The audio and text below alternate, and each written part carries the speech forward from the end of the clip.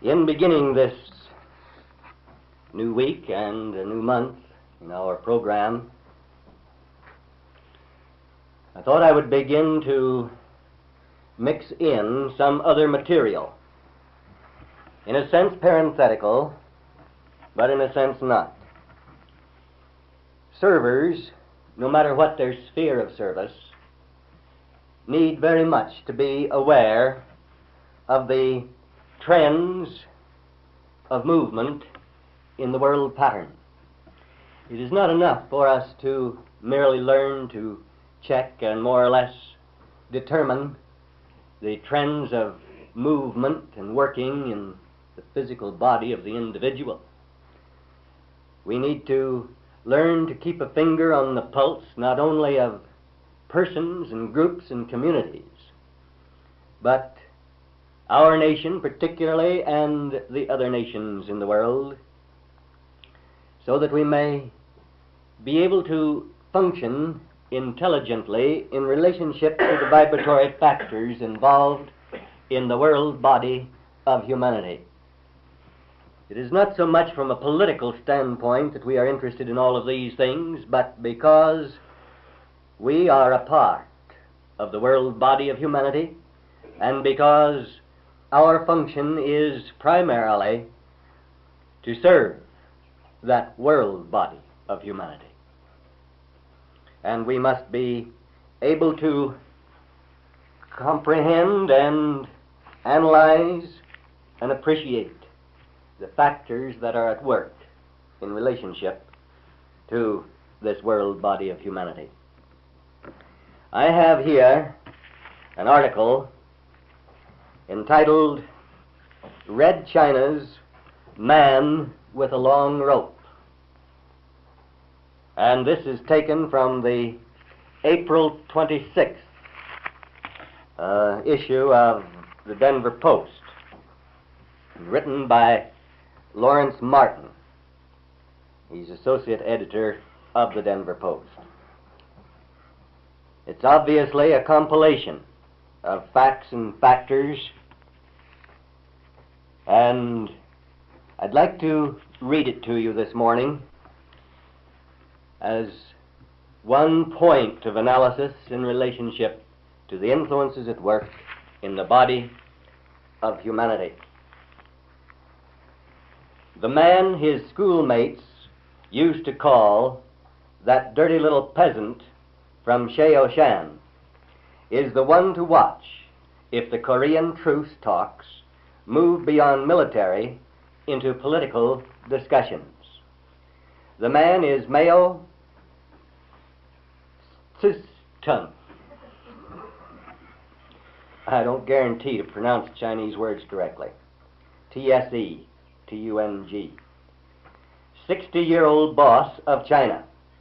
Now, we all remember from study of geography and so on that China is a very large country and that it contains many, many people. The 60-year-old boss of China, and today the most powerful single communist in the world. This Mao is the most powerful single communist in the world, and I think that goes without saying, without any question. We have to watch Mao for these many reasons. He is the man who put Chinese volunteers into the Korean War. Volunteers is in quotation marks. He will have a lot to say about the terms on which he takes them out of that war. He is, furthermore, Commander-in-Chief of the Southeast Asia Liberation Army. That is, all the communists fighting in Indochina and Malaya and making trouble in Burma and Thailand. He is unalterably committed to achieve return of Formosa to China, Red China, that is. He is an implacable enemy of Chiang Kai-shek, our more or less pal. He is determined to move Japan out of the economic and political orbit of American influence to fit it into his own design. he hates the West fanatically, particularly the United States and Britain. He is believed in Moscow and in Washington to aspire to make China, rather than Russia, the dominant power of the communist world. He is recognized as the greatest dialectician and theorist in world communism today. That could make him, one day, a second Lenin, but never a Tito. Finally, he is under tremendous pressures from three directions: from Moscow, from the West, and from his own unhappy people. Therefore, despite his unquestioned power, he must, to ensure his place in the historic future, be in the dangerous present both Machiavellian and Chinese to the last degree. Those pressures may, in part at least, explain Mao's readiness to tie up the broken threads of negotiation for peace in Korea.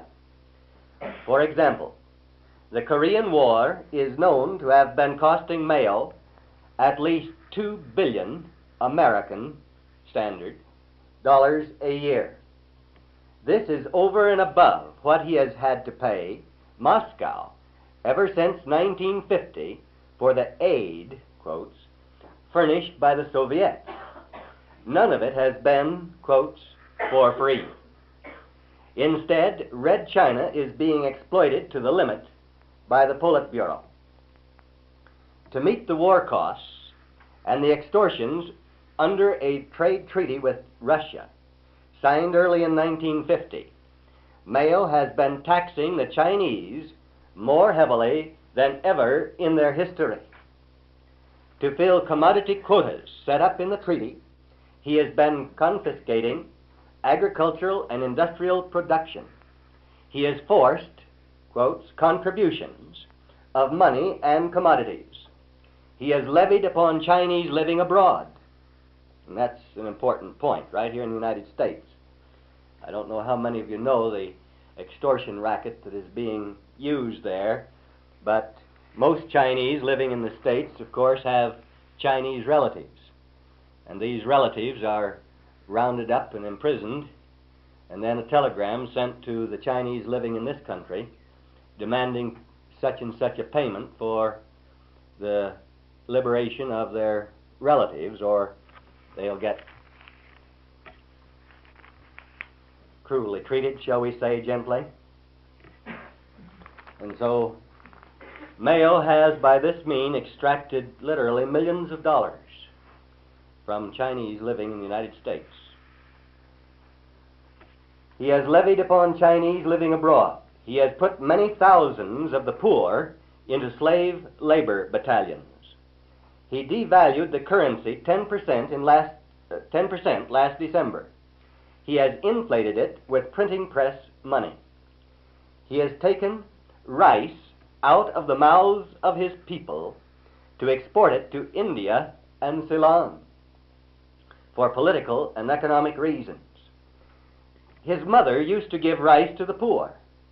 Mao has adopted her charity to the party line.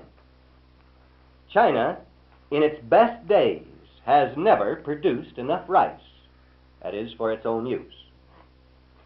Even adding imports of from 250,000 to 400,000 tons yearly, there has not been enough. Now, remember that point. Yet Mao has agreed to trade Ceylon 254,000 tons of rice a year for 5 years in exchange for rubber.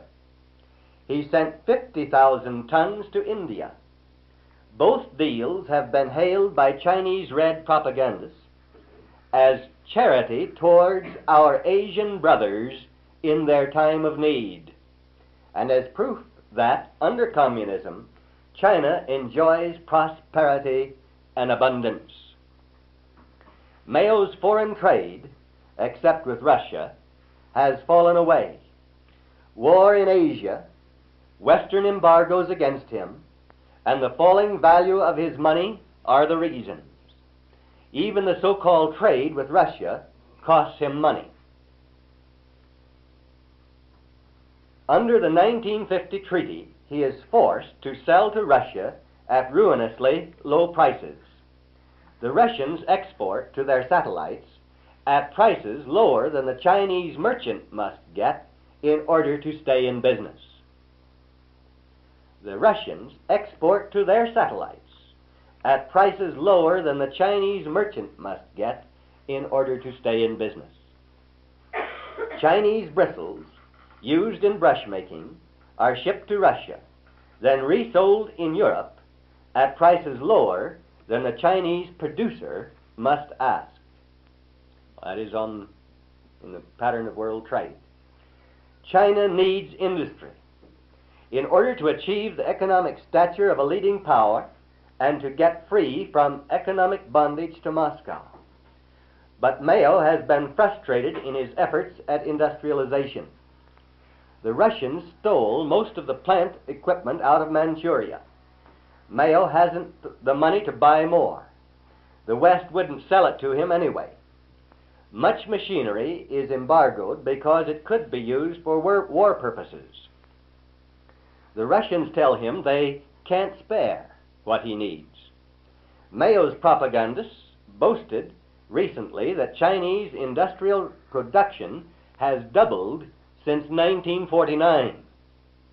Doubled, that is, from very little. China has less manufacturing industry than little Belgium. Of 900,000 factory workers, more than a third are in one industry, cotton textiles. So Mao has troubles.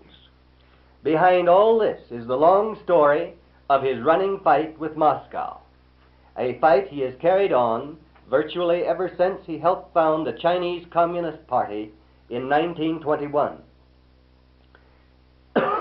Stalin, years ago, recognized in Mao the zealot, the schemer and the fighter, a potential danger to the Soviets.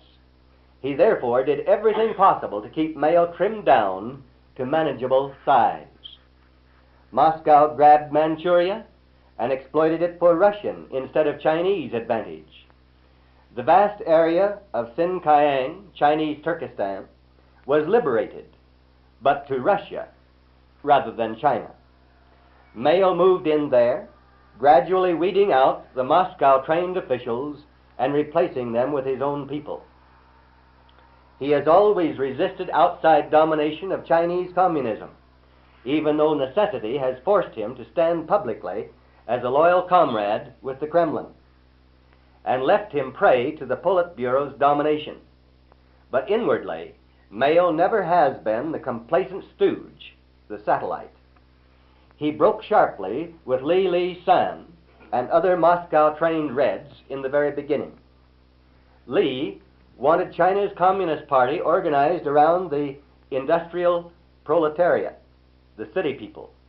Mao said the backbone must be the peasants, the millions of poor farmers. Later, he refused, and still refuses, to collectivize the farms in the Russian manner.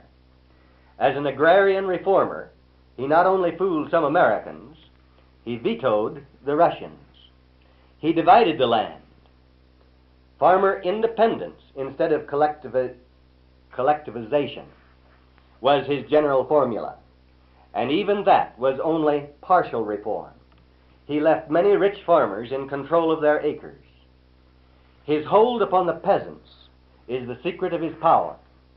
His mastery of communist theory and dogma is the secret of his stature among party comrades. His intention is the historic pattern. China will absorb, not be absorbed, neither by Western capitalism nor Moscow-run communism. In the Korean negotiations, Mao will undoubtedly do all he dares to make the price of peace high to us, much as he wants out of the war, ruinously expensive, and no longer paying off in prestige or any other coin. He will try to stay in the driver's seat in the bargaining. Korea itself is incidental in the overall objective, but at the moment it is the bargaining point. It is logical to assume that Mao will try to unite Korea under communism and attach it to his star. He will want Formosa, the neutralization of Chiang Kai-shek as a political or military force, admission to the United Nations, resumption of foreign trade, particularly with Japan. These are demands Mao is pretty sure to make, with Moscow backing him. He must stand with Moscow for now. Time enough, once he has dealt effectively with the West, to turn his shrewd and ruthless brain to the task involved in making himself, in line of succession from Lenin and Stalin, the great god of communism. Son of a peasant, revolutionary, teacher, soldier, and unwavering Marxist, Mao is also a poet of sorts. Long ago he wrote lines which, from his record, must have come from deep in his nature. Perhaps he remembers them these days. Quote, "Today, with a long rope in my hand, I wonder how long before we can bind up the monster." The title of the poem was End of the Journey.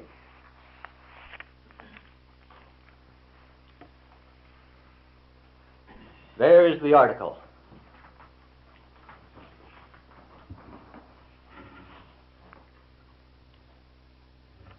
And as we've been studying some of the peculiar patterns of outworking in world history, back at the time of the beginning of the children of Israel, we've watched some of the trends that were taking form at that time, some of the vibrational factors at work. We should be in better position to see something of the significance contained in this brief analysis. Whatever we do, whatever we undertake in the creative pattern of our service, we have to take those things into consideration. If we here, a small group in Eden Valley, undertake to function in a pattern which disregards these factors in Asia, we will defeat ourselves. We need to understand something of the factors at work in Europe and other parts of the world. We need to recognize something of the foment of human feeling and attitude which has come to the surface in Africa. We need to understand something of the nature of the feeling, the attitude, the trends at work in India. We need to pause and consider the effect on our program in the Western Hemisphere, some of the South American countries, some dictatorship patterns. Americans are sometimes inclined to feel that the revolutions and upsets in the pattern in some South American countries mean little. But all of these things are factors in the world pattern. And we should not ever forget them. We need to have a deep awareness of the problems that confront the world as a whole and our own nation in particular in relationship to communism. But the evil of communism is not the only evil that is at work in the world. When we were going through the pattern of history established in world foment, working around Hitler and Mussolini, we were familiar with the word fascist. That the fascist patterns are not dead. There may have been an operation, and something of the malignant tumor may have been removed from the world body, but the roots of it were not, and it is not dead. There are these malignant growths in the world body, cancerous in nature, and inevitably, if they are not controlled and dealt with, they would produce the death of the world body.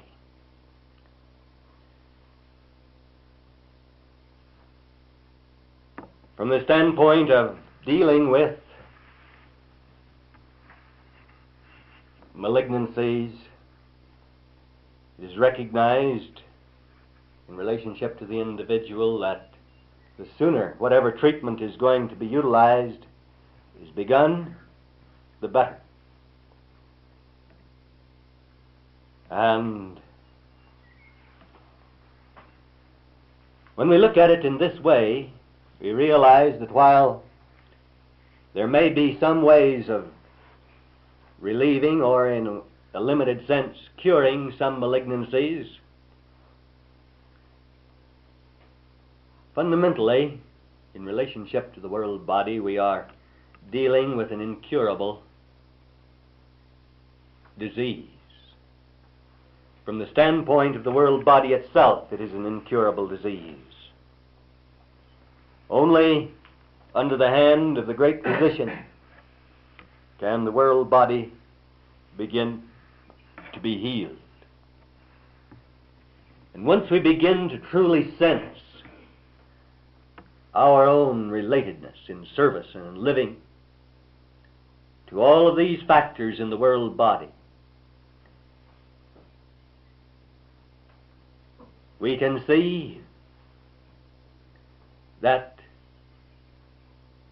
supporting by our attitudes and functions even the tiny rootlets of that which appears in its extreme form in communism, for instance, puts us in a position where we cannot deal with such things effectively. We have been considering recently some of the principles involved in relationship to purity of heart. And this should emphasize the vital practical need for that purity. If we would serve effectively in relationship to the world body, which is so in need of the ministrations of the great physician, we must ourselves let these tiny rootlets in the emotional realm be cleansed away, cleared out. For if we cannot let the rootlets be healed in ourselves, or cleared away, made to be of no effect, removed, how can we hope to be of any value as instruments in the hand of the great physician to perform the essential operation, removing the malignancies which beset the world body of humanity?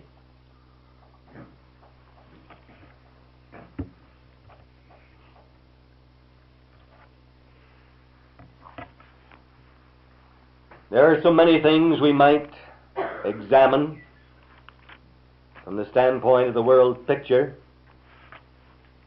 We will not take too much time at the moment on that score. One other point that we must of necessity begin to consider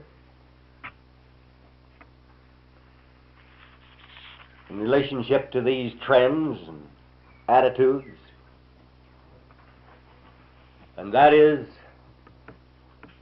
the influences of religious concept.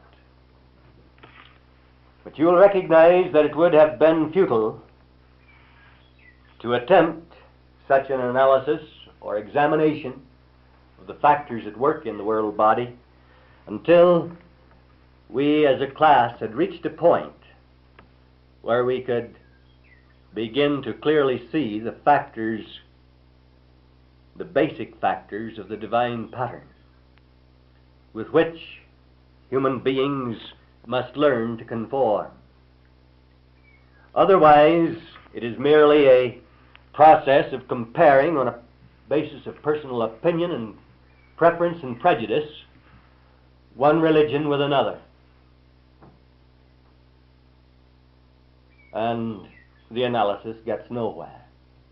There are many people in the world who have a remarkable grasp of religious history, and they can tell you about the various trends and cycles and dates and what have you.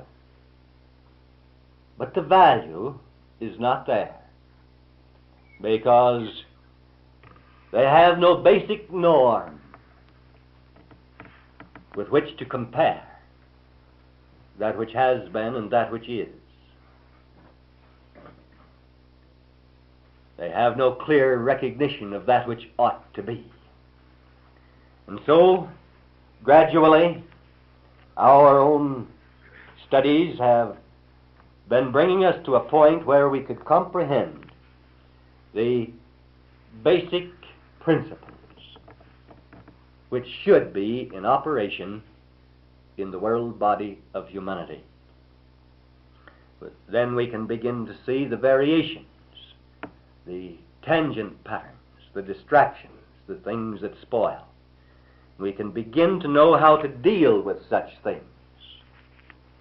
It is not enough merely to gain a reasonably accurate vision of the basic principles of the divine pattern. We must reach a point where we recognize the nature of man's variations, his deviations, so that we can intelligently work to correct them. Merely acknowledging them, merely seeing them is of no value. Attempting to arbitrarily upset them or override them accomplishes nothing. We must learn how to deal wisely with them.